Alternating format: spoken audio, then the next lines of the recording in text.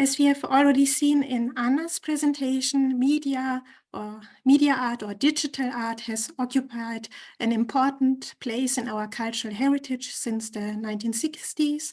However, due to its dependency on technology and the rapid changes in this field, media art can be very difficult to re-exhibited, and it is also challenging to archive all the relevant information related to media artworks because of their process-oriented, methodological, and disciplinary diversity and the important technological aspects.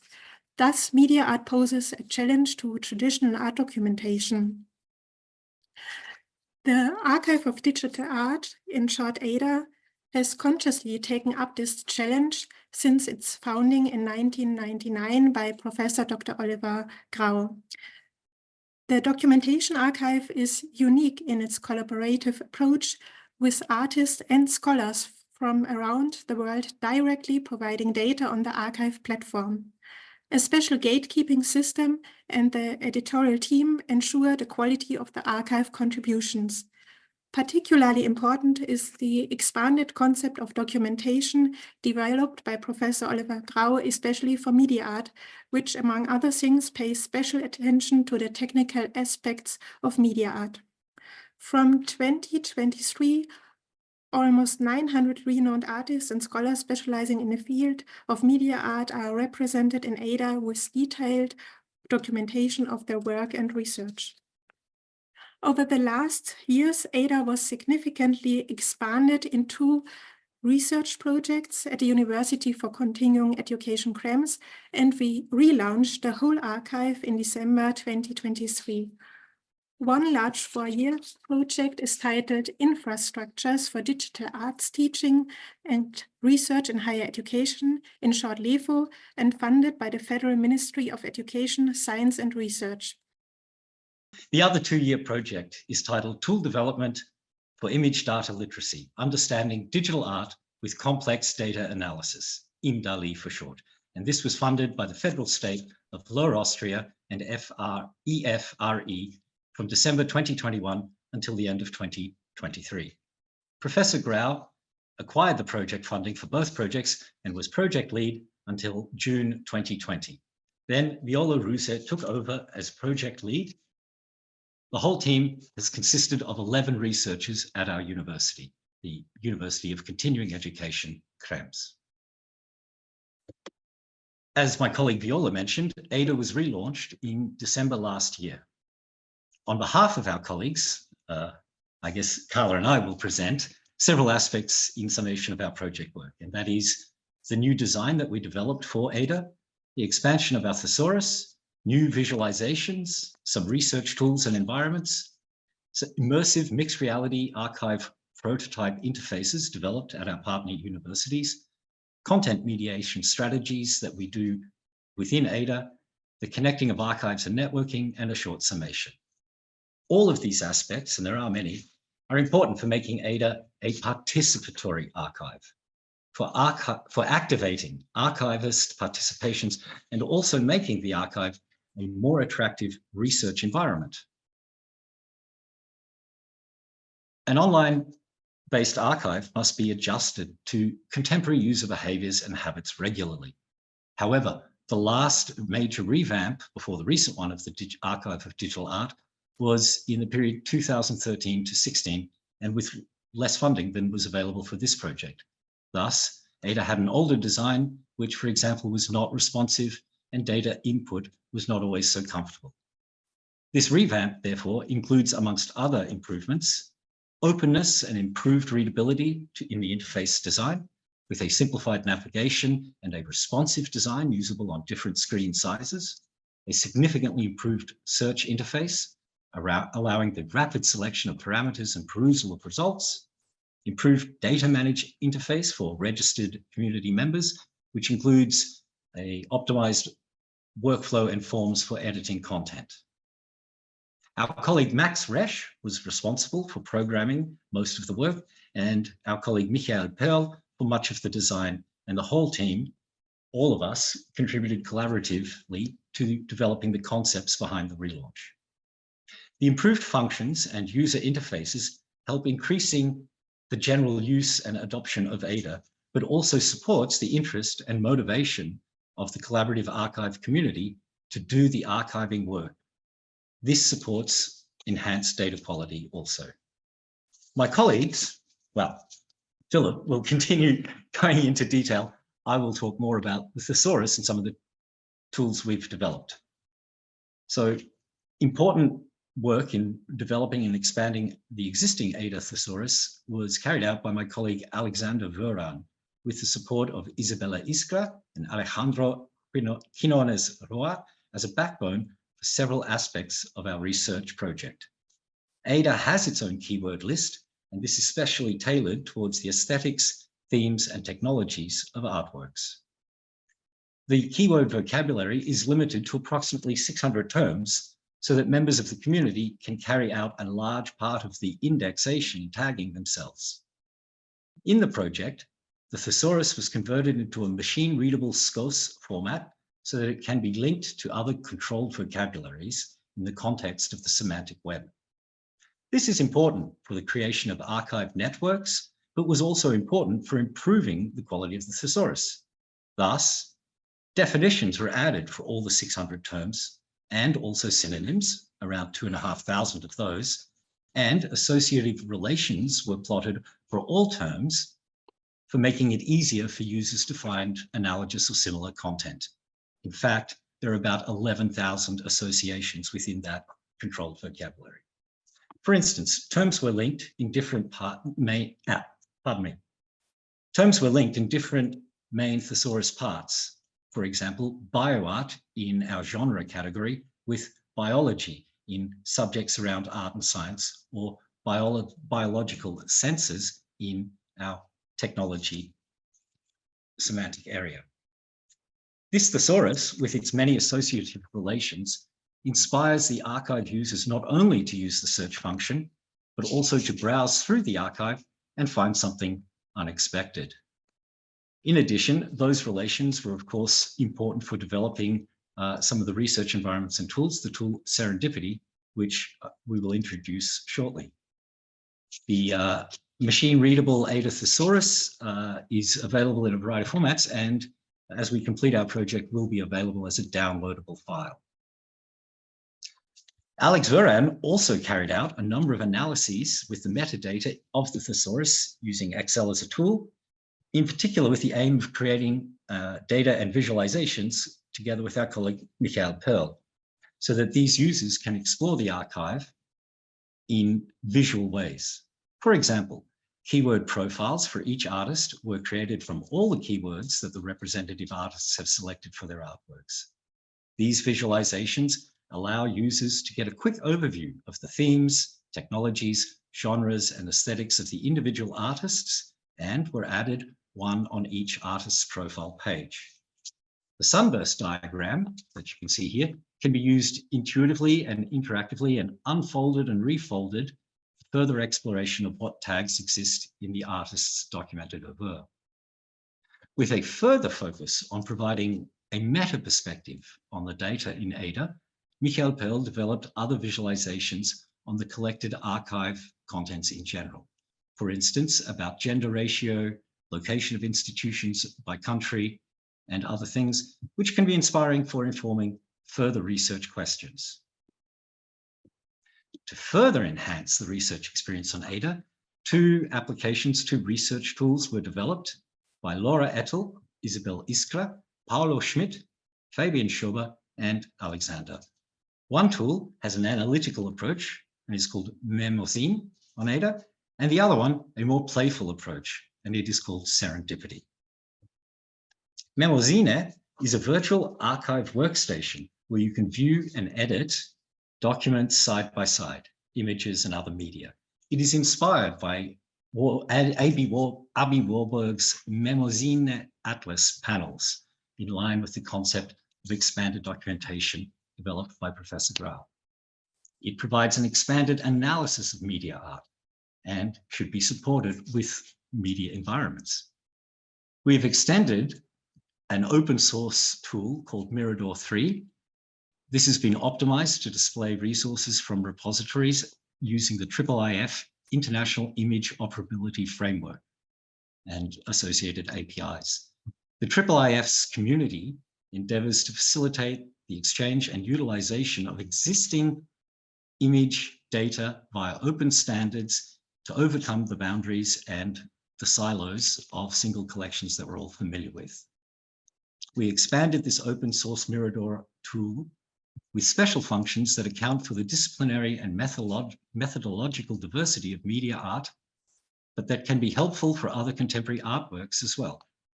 For instance, we implemented in Mirador the possibility to view and analyze videos and audio files and annotate and mark up and process images. The other tool is called Serendipity and is a much more playful and immersive and completely self-developed immersive environment and completely developed by our project teams.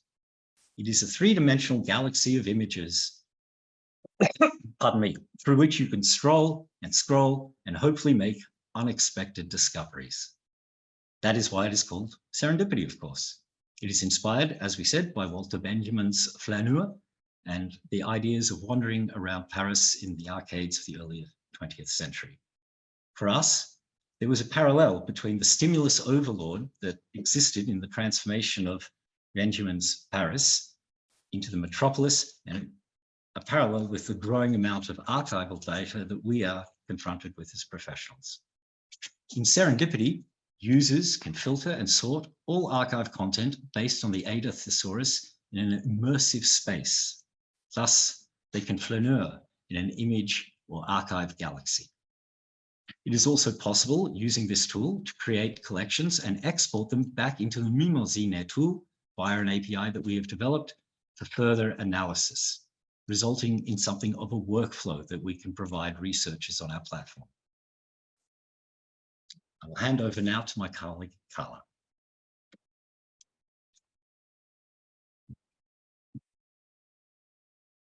So we now presented you our prototypes for archiving and research experiences in the virtual two-dimensional space. Our project partners at the University of Applied Arts in Vienna and the University of Art and Design Linz took the challenge to go a step further and develop possibilities to experience archival material in the immersive mixed reality environment. The project Archive, augmented reality experience for digital art archive, was developed by Thiago Martins, Christa Sommerer, and Laurent Mignonneau at the University of Art Design Linz, Department of Interface Cultures. By wearing the HoloLens 2 headset, the artwork and archival documents of the media art duo Sommerer and Mignonneau is accessible and also tangible. The contents of the archive are presented as virtual elements arranged in real space. Users can move between these elements, manipulate them directly with their hands, and arrange those in 3D space using virtual tools such as a collection box or a pin. Archive was already shown in a couple of exhibitions and events, and of course it would be great if this set could also be installed in various archives for visitors in future. At the University of Applied Arts in Vienna, 2 teams are and were working on prototypes with different approaches, how old artworks could be re-experienced. One of them is the VR representation and reenactment of the mixed reality performance Swarming Lounge by art collective Kondition Pluriel, with access to documentation material, 3D models of the exhibition spaces, and also the performances can be re-experienced. The other prototype offers an AR exhibition of various works by Ruth Schnell, also based on the HoloLens. Here, the focus is set on the fusion of documentation and simulation in order to explore which processes take place on the level of perception when the boundaries between simulated reality, documentation, and real work disappear in an immersive environment, and the archived data is made tangible on an interactive multisensory level. So before we come to an end of our presentation, I will jump back to Ada again and briefly talk about the content mediation strategies that were carried out in the past and further developed by the Ada editor team. That includes me and my colleague Alejandro Quiñones Roa. To give due consideration to the idea of an archive knowledge platform, new interactive strategies were repeatedly integrated to Ada. Even if it was not always possible to realize, there has always been the attempt to maintain regular activity and interaction by the Ada members or the registered users, and motivating them to contribute by archiving and documenting their work. One of the main strategies beside the tools was and still is content mediation by promoting the work of early and present renowned artists and researchers around the world. By the so-called artist and scholar features on Ada, introduced by Professor Oliver Grau and his research team in 2014, nominated artists or scholars that have documented their complete oeuvre on Ada are periodically highlighted in the online publication of artist and scholar features articles. Over the time, the feature articles developed from short highlight announcements into comprehensively elaborated retrospectives that delve into the artists' careers and artistic contributions. The refinement and shaping of the feature articles led to reflection on their initial motivation and redirected the focus toward the imperative of providing a more structured framework while the updated Ada platform was being developed. This is how Ada magazine, the editorial for explorative media art research, came to life, which brings a lot of potential to host further essays, papers, and a variety of content.